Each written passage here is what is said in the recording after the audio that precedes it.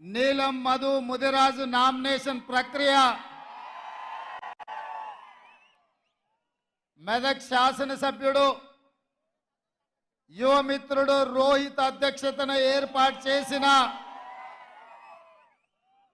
ఈ భారీ బహిరంగ సభలో ముఖ్య అతిథులుగా పెద్దలు మా అన్న దామోదర్ రాజ నరసింహ గారు, మా సోదరిమణి కొండ సురేఖ గారు, మా మిత్రుడు పొంగులేటి శ్రీనివాసరెడ్డి గారు, మీ అందరి అభిమాన నాయకుడు జగ్గారెడ్డి గారు, మా మిత్రుడు నాకు అత్యంత సన్నిహితుడు మైనంపల్లి హనుమంతరావు గారు, దుబ్బాక నుంచి చెరుకు శ్రీనివాసరెడ్డి గారు, నర్సాపూర్ నుంచి ఆవుల రాజిరెడ్డి మదన్ రెడ్డి గారు, గజ్వెల్ నుంచి నర్సారెడ్డి గారు, అదేవిధంగా ఈరోజు వివిధ అదేవిధంగా పటాన్ చెరువు నుంచి కాట శ్రీనివాస్ గౌడ్ గారు, చాలా మంది జిల్లాలో ఉండే నాయకులు, రాష్ట్ర స్థాయి నాయకులు, జిల్లా పార్టీ నాయకులు, మండల పార్టీ నాయకులు, గ్రామ శాఖ అధ్యక్షులు, ప్రాణ సమానులైన కాంగ్రెస్ పార్టీ కార్యకర్తలందరూ వేలాదిగా, ముఖ్యంగా మా ఆడబిడ్డలు ఎర్రటెండకు మండు టెండలో మాడ బగులుతున్న నీలం మధును ఆశీర్వాదానికి ఇచ్చేసిన మా ఆడబిడ్డలందరికీ కూడా మనస్ఫూర్తిగా ధన్యవాదాలు, అభినందనలు తెలియజేస్తున్నా. మిత్రులారా, ఈ మెదక్ గడ్డ మీద ఈ ఛత్రపతి శివాజీ సాక్షిగా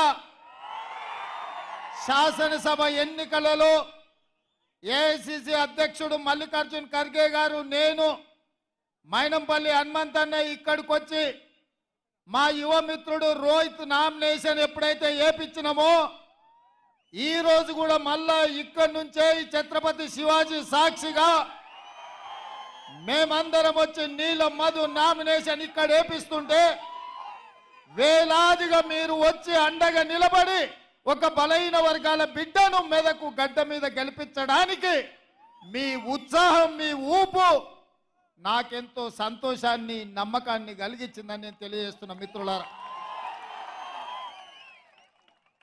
ఈ మెదక్ గడ్డకు ఒక చరిత్ర ఉన్నది. ఈ దేశంలోనే కాంగ్రెస్ పార్టీ కష్టాలలో ఉన్నప్పుడు ఇందిరాగాంధీ గారికి 1980లో మీరు అండగా నిలబడి ఈ మెదక్ గడ్డ మీద మూడు రంగుల జెండాను ఎగరేసి ఇందిరమ్మను గెలిపిస్తే ఈ దేశానికే ఇందిరమ్మ ప్రధానమంత్రి అయి ఈ మెదక్ ప్రాంతానికి బిహెచ్ఎల్ తీసుకొచ్చింది, బీడీఎల్ తీసుకొచ్చింది, ఐడిపిఎల్ తీసుకొచ్చింది, ఇక్రిసాట్ లాంటి పరిశ్రమలు తీసుకొచ్చింది. ఆ పరిశ్రమలు రాబట్టి ఈ మెదక్ ప్రాంతం ఆనాడు కరువు కాటకాలతో ఇక్కడి రైతులు అల్లాడుతుంటే లక్షలాది ఉద్యోగాలు ఈ ప్రాంతానికి వచ్చి ఉద్యోగ ఉపాధి అవకాశాలు పెరిగి ఈ ప్రాంతం దేశంలోనే అభివృద్ధి చెంది ఇవాళ ఈ మెదక్ ప్రాంతం దేశం నలుమూల నుంచి కార్మికులు ఇక్కడికి వచ్చి ఉద్యోగ ఉపాధి అవకాశాలు పొందుతున్నారు. ఇవాళ దేశంలో ఏ రాష్ట్రం వాళ్ళైనా బెంగాల్ కావచ్చు, బీహార్ కావచ్చు, ఉత్తరప్రదేశ్ కావచ్చు, రాజస్థాన్ కావచ్చు, మధ్యప్రదేశ్ కావచ్చు, ఛత్తీస్గఢ్ కావచ్చు, జార్ఖండ్ కావచ్చు, మహారాష్ట్ర కావచ్చు, కర్ణాటక కావచ్చు, తమిళనాడు కావచ్చు, కేరళ కావచ్చు, ఆంధ్రప్రదేశ్ నుంచి వచ్చిన సోదరులు కావచ్చు, ఇవాళ ఎవరైనా బ్రతకడానికి తెలంగాణ రాష్ట్రానికి వస్తున్నారు అని అంటే ఆశ్రయం ఇచ్చి హక్కున చేర్చుకున్నది ఈ మెదకు ప్రజలు, కడుపుల పెట్టి చూసుకొని కాపాడింది ఈ మెదకు ప్రజలని చెప్పి నేను గర్వంగా మాట్లాడుతున్న ఈరోజు. అట్లాంటి మెదకు పార్లమెంటు 1999 నుంచి 2024 వరకు ఈ 25 సంవత్సరాలు భారతీయ జనతా పార్టీ బీఆర్ఎస్ చేతుల్లోనే ఉంది. ఆల నరేంద్ర నుంచి మొదలు పెడితే కొత్త ప్రభాకర్ రెడ్డి వరకు 25 సంవత్సరాలు పార్లమెంట్లో బీఆర్ఎస్ వాళ్ళు, బీజేపీ వాళ్ళే ఉన్నారు. నేను ఇవాళ ఈ జిల్లాలో ఉండే యువకులను, రైతులను, నిరుద్యోగ యువకులను నేను అడుగుతున్నా, మిత్రులారా, ఆనాడు ఇందిరమ్మ తెచ్చిన పరిశ్రమలు తప్ప బిహెచ్ఎల్ కావచ్చు, బీడీఎల్ కావచ్చు, డైనమైట్ ఫ్యాక్టరీ కావచ్చు, ఈక్రిసాట్ కావచ్చు, ఈ ప్రాంతంలో వచ్చిన వేలాది పరిశ్రమలు ఆనాడు ఇందిరమ్మ తెచ్చినవే కదా. 10 ఏళ్ళు ఈ ప్రాంతంలో ముఖ్యమంత్రిగా ఉన్న చంద్రశేఖరరావు ఆర్థిక మంత్రిగా, ఆరోగ్య శాఖ మంత్రిగా, వివిధ శాఖల మంత్రులుగా ఉన్న ఆయన అల్లుడు హరీష్ రావు గారి మెదక్ ప్రాంతానికి ఏమన్నా తీసుకొచ్చిందా అని నేను అడుగుతున్నా. నేను ఇవాళ అడుగుతున్నా, 2014 నుంచి 24 వరకు ముఖ్యమంత్రిగా, మంత్రులుగా, కొత్త ప్రభాకర్ రెడ్డి పార్లమెంట్ సభ్యుడుగా ఈ ప్రాంతానికి ఏమైనా పరిశ్రమలు తెచ్చిండ్రా? ఈ మెదకు ప్రజలు ఏమన్నా బాగుపడ్డారా అని నేను అడుగుతున్నా. మరి ఇవాళ మళ్ళీ సిగ్గు లేకుండా బీజేపీ వాళ్ళు, బీఆర్ఎస్ వాళ్ళు వచ్చి మాకు ఓట్లు వేయండి, మేము ఎలగబెడతాం, మీ ఆకిలి అలుకుతాం, మీకు ముగ్గులేస్తాం, మీ ఇల్లు చక్కదిద్దుతామని అబద్ధాల మాటలతో బయలుదేరి నేను అడుగుతున్నా మెదకు పార్లమెంట్ సభ్యుని, మెదకు బీజేపీ నుంచి నిలబడుతున్నా రఘునందన్ రావు, నేను అడుగుతున్నా, దుబ్బాకలో నువ్వు చెప్పినావు కదా ఎమ్మెల్యేగా గెలిపిస్తే నరేంద్ర మోడీతో కొట్లాడి 1000 కోట్ల రూపాయలు తీసుకొచ్చి దుబ్బాకను అభివృద్ధి చేస్తాను కదా. మేమందరం దుబ్బాకకు బస్సులు వేసుకొని వస్తాం, నువ్వు తెచ్చిన నిధులేందో, నరేంద్ర మోడీ ఇచ్చిన పరిశ్రమలేందో దుబ్బాకలో నాకు చూపించమని నేను అడుగుతున్నా. ఇవాళ ఎమ్మెల్యేగా దుబ్బాకలో అక్కడి ప్రజల్ని, అక్కడి రైతులను వంచిస్తే ఆ ప్రాంత ప్రజలు తిరస్కరించిన రఘునందన్ రావు మళ్ళీ రంగు మార్చి మెదకు పార్లమెంట్లో ఓట్లేయమని అడుగుతున్నాడు. నేను అడుగుతున్న, రఘునందన్ రావుకు ఓటేసి ఒకవేళ ఎంపీ అయితే నరేంద్ర మోడీ ప్రధానమంత్రి కాకుండా చంద్రమండలానికి ఏమైనా రాజు అవుతాడా? ఈ 10 ఏళ్ళు నరేంద్ర మోడీ ప్రధానమంత్రిగా ఉన్నాడు కదా, ఈ మెదకు ప్రాంతానికి ఒక్క పరిశ్రమ అయినా ఇచ్చిండా అని చెప్పి నేను బీజేపీ నాయకులను అడుగుతున్నా. నేను సూటిగా సవాలు విసురుతున్నా. ఇవాళ బీజేపీ, బీఆర్ఎస్ వాళ్ళకు మా మిత్రుడు చెప్తున్నాడు, పద్మశాలీల మీద జిఎస్టీ తీసుకొచ్చి ఇవాళ చేనేత పరిశ్రమను కుప్పగూల్చిండు, చిన్న పరిశ్రమలు అన్ని కూడా మూతపడ్డాయి అని చెప్పి ఇక్కడ ఒక నిరుద్యోగ యువకుడు చెప్తున్నాడు. నేను అడుగుతున్నా, నరేంద్ర మోడీ ప్రధానమంత్రిగా 10 ఏళ్ళు ఉన్నాడు, ఈ కల్వకుంట్ల చంద్రశేఖరరావు రాష్ట్ర ముఖ్యమంత్రిగా 10 ఏళ్ళు ఉన్నాడు, ఈ తన్నీరు హరీష్ రావు 10 ఏళ్ళు రాష్ట్ర మంత్రిగా ఉన్నాడు. 10 ఏళ్ళు అధికారం వెలుగబెట్టిన వీళ్ళు ఈ మెదకు పార్లమెంటు నియోజకవర్గంలో తెచ్చిన పరిశ్రమలెన్ని, ఇచ్చిన ఉద్యోగాలెన్నో లెక్క చెప్పిన తర్వాత మీరు ఓట్లు అడగాలని చెప్పి నేను సవాలు విసురుతున్నా. అందుకే మిత్రులారా, వారిని చూసిండ్రు, వీరిని చూసిండ్రు, జెండా మార్చినా, ఎజెండాలు మార్చినా వీళ్ళిద్దరూ తోడు దొంగలే, గూడు పుటానే. అయితే వాడు కాకపోతే వీడు ఈ మెదకును బట్టి పీడిస్తున్నారు తప్ప ఇందిరమ్మ కాలంలో తెచ్చిన పరిశ్రమలు ఇవాళ లక్షలాది మందికి ఉద్యోగ ఉపాధి అవకాశాలు వచ్చినాయి తప్ప ఇవాళ వాళ్ళ వల్ల అయ్యిందేం లేదు.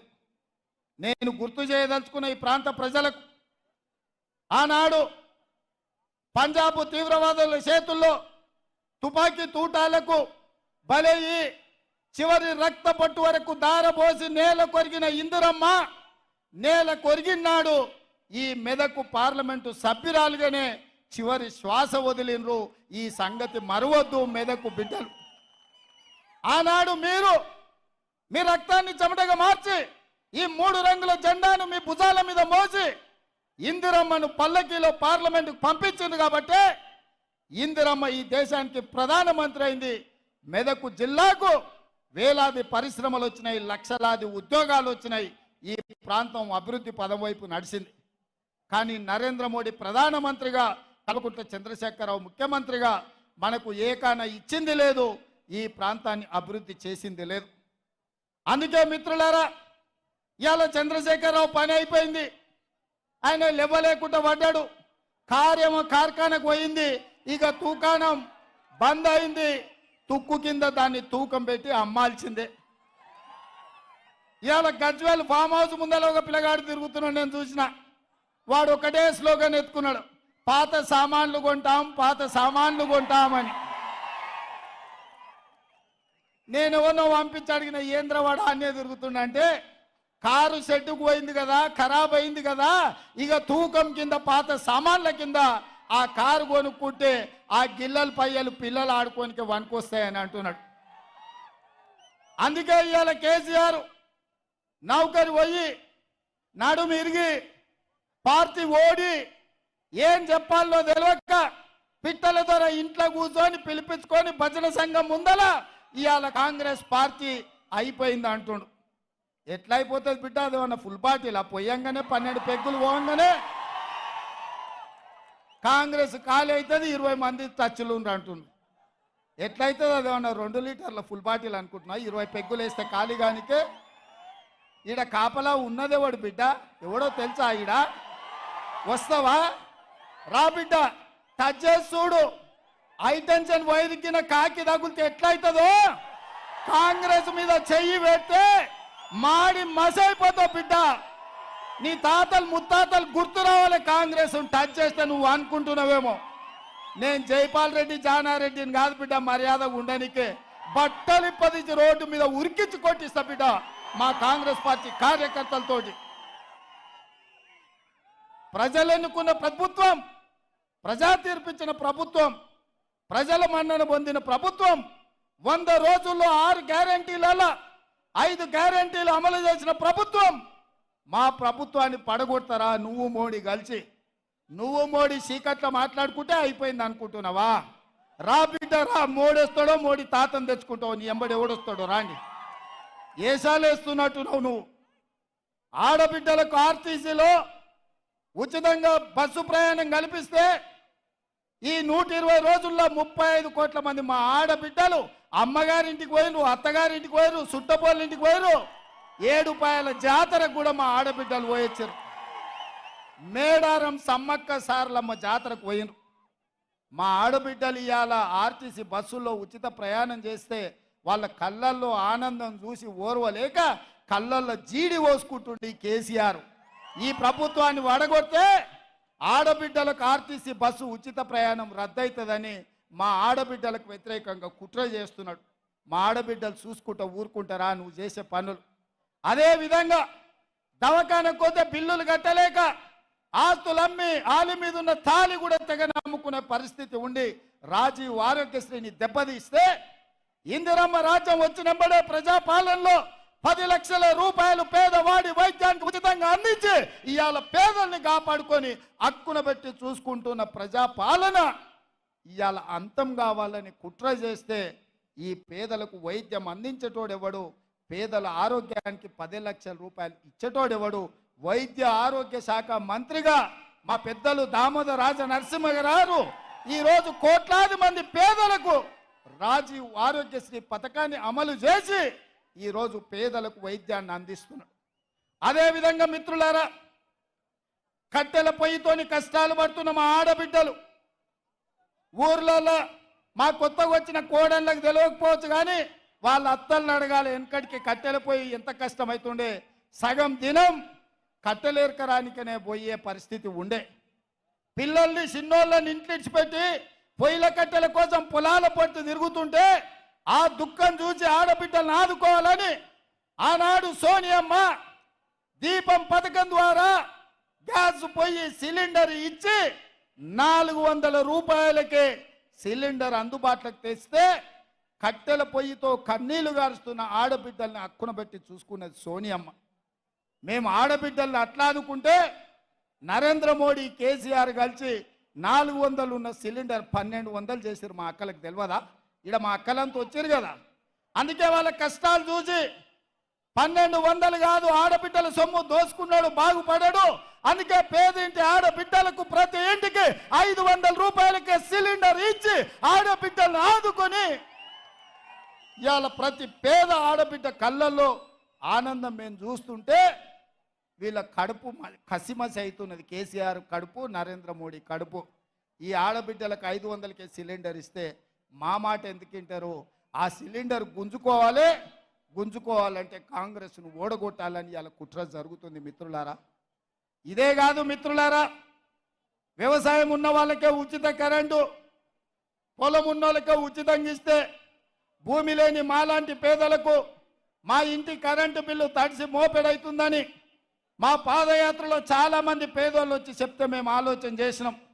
పార్టీ అనుమతి తీసుకున్నాం. రాహుల్ గాంధీ, సోనియా గాంధీ గారితో మాట్లాడినాం.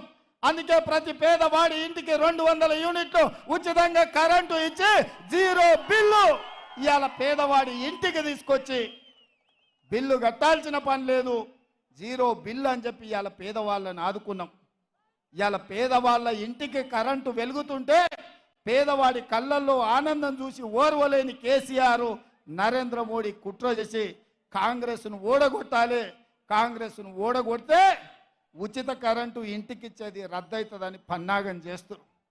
ఇదే కాదు, ఆనాడు డాక్టర్ వైఎస్ రాజశేఖర రెడ్డి గారు ముఖ్యమంత్రి ఉన్నప్పుడు తండాలలో, గూడాలలో, మారుమూల పల్లెల్లో ప్రతి పేదవాడు సొంత ఇంటి కళ నెరవేరాలని 25 లక్షల ఇందిరమ్మ ఇండ్లు ఇచ్చి పేదవాళ్లను సొంత ఇంటి వాడిని చేసిన చరిత్ర కాంగ్రెస్ పార్టీది. ఆనాడు మంత్రిగా దామోదర రాజనరసింహ గారు, కొండ సురేఖ గారు పేదవాళ్లకు లక్షలాది ఇండ్లు ఇప్పించిన చరిత్ర.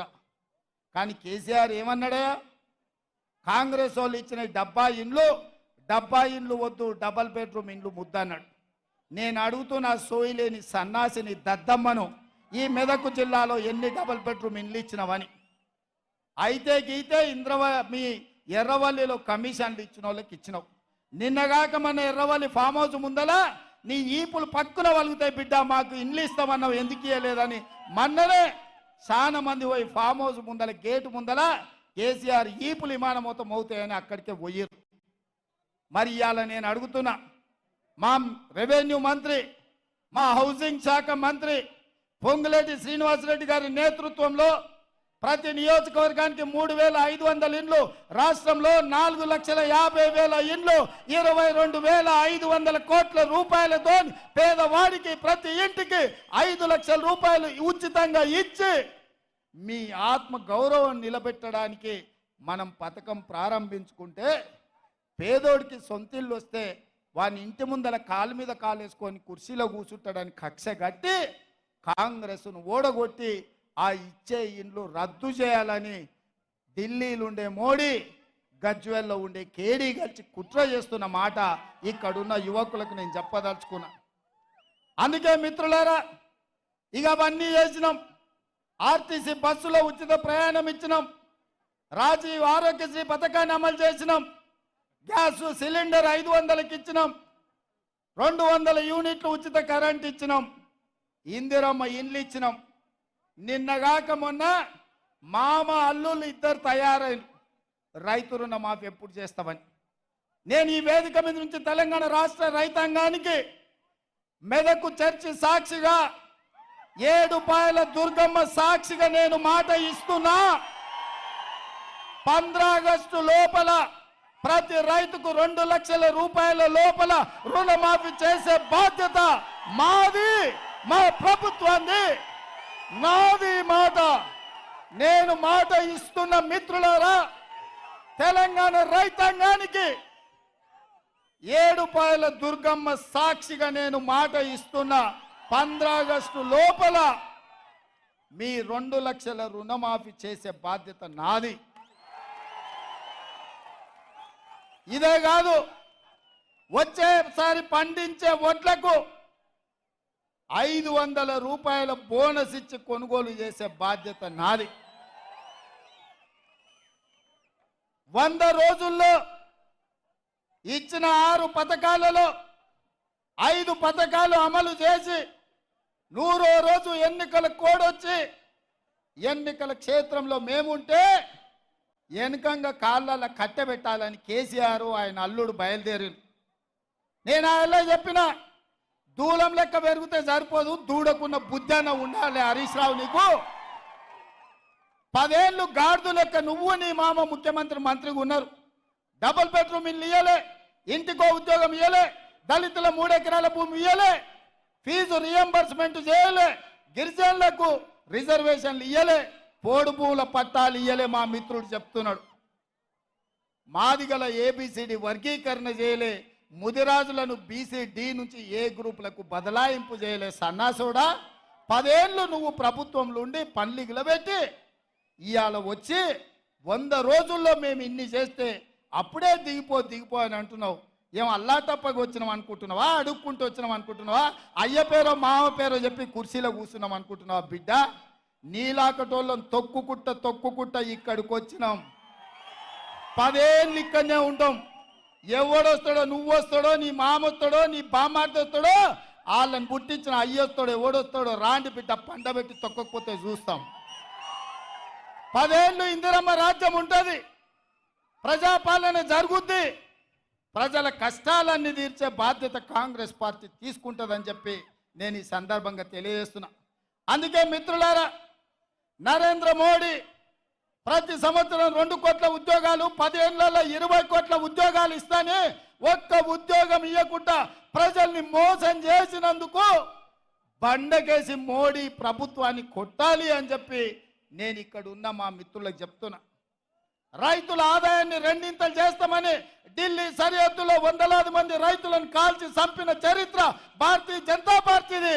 రైతులను చంపిన బీజేపీ ప్రభుత్వాన్ని బొందబెట్టాలి అని చెప్పి తెలంగాణ రైతాంగానికి నేను విజ్ఞప్తి చేస్తున్నా.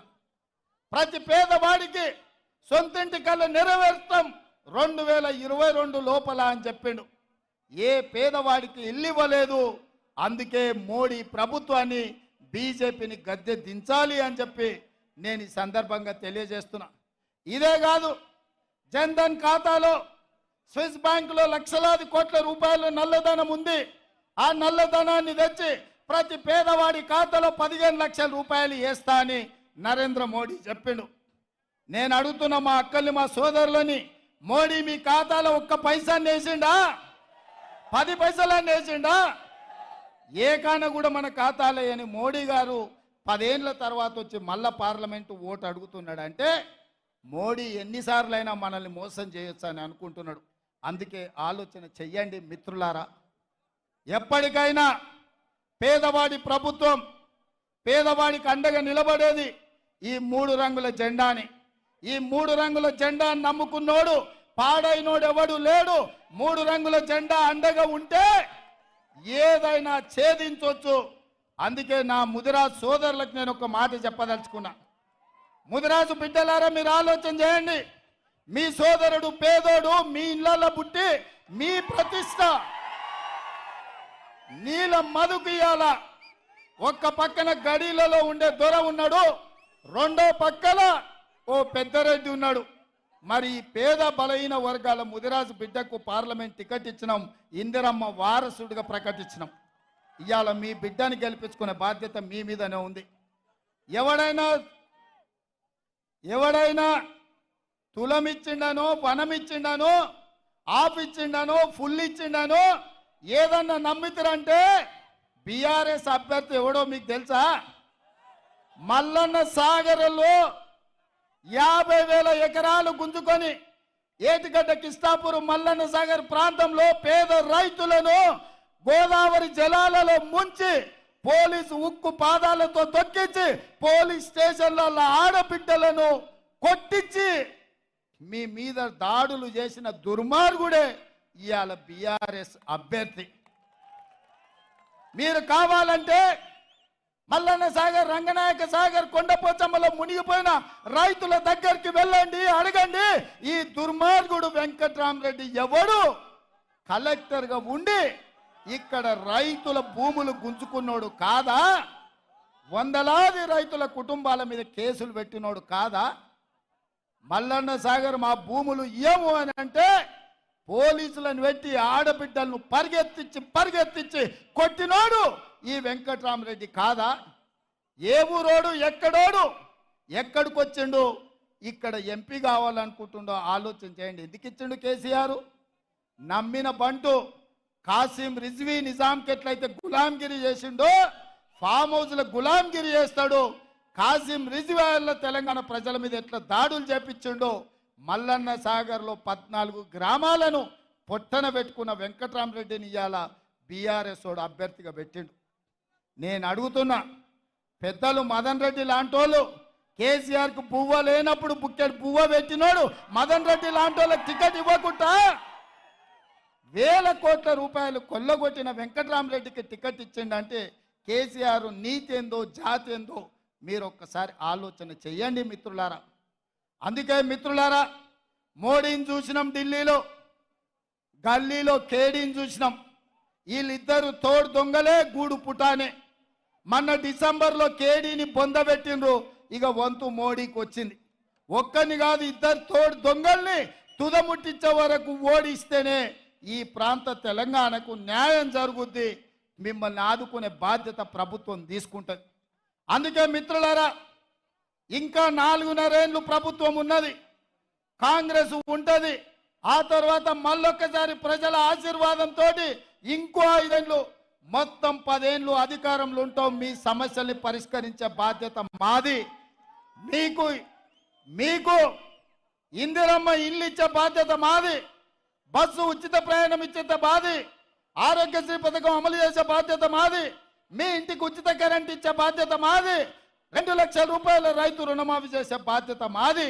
500 రూపాయలు బోనస్ ఇచ్చి మీరు పండించిన పంటను కొనే బాధ్యత మాది. ఇన్ని పనులు చేయాలనుకుంటున్న మేము మిమ్మల్ని వజ్రాలు వైదూర్యాలు అడుగుతలేం, మణులు మాణిక్యాలు అడుగుతలేం, మీ విలువైన సారవంతమైన భూములు అడుగుతలేం. ఏమడుగుతున్నా మిత్రులారా, మిమ్మల్ని ఏమడుగుతున్నా మిత్రులారా, ఎంతో మంది ఎన్నో సార్లు ఎవరెవరికో వేసారు. 20 ఏళ్ళు బీఆర్ఎస్ ఓనికి బీజేపీ ఓనికి వేసారు. ఈ ఒక్కసారి బలహీన వర్గాల బిడ్డ పైసలు లేకపోయినా ఎన్నికల్లో గెలవచ్చని ఓ బలహీన వర్గాల బిడ్డకు ఓటేసి ప్రజాస్వామ్యం మీద నమ్మకం కలిగించండి, విశ్వాసం కలిగించండి. ప్రజా సేవలో ఉంటే పేదవాడైన పార్లమెంటుకు పోతాడని ఈ మెదకు గడ్డ నుంచే గెలిపించండి అని చెప్పి నేను మీకు అందరికీ విజ్ఞప్తి చేస్తున్నా. నీదం మధును గెలిపించడానికి మీరు సిద్ధమా? ఇందిరమ్మ రాజ్యానికి ఓటేయడానికి సిద్ధమా? రాహుల్ గాంధీని ప్రధానమంత్రిని చేయడానికి సిద్ధమా? కాంగ్రెస్ పార్టీని గెలిపించడానికి సిద్ధమా? సిద్ధం అన్నోళ్ళు అందరు చేయి పైకెత్తి అలాడెత్తుతలేరా? మిమ్మల్ని కూడా చూస్తున్నా, మిద్దె మీద ఉన్నోళ్ళని, ఆడున్నోళ్ళు కూడా ఎత్తాలి. జై కాంగ్రెస్, జై జై కాంగ్రెస్. హస్తం గుర్తుకే. ధన్యవాదాలు సోదరులారా.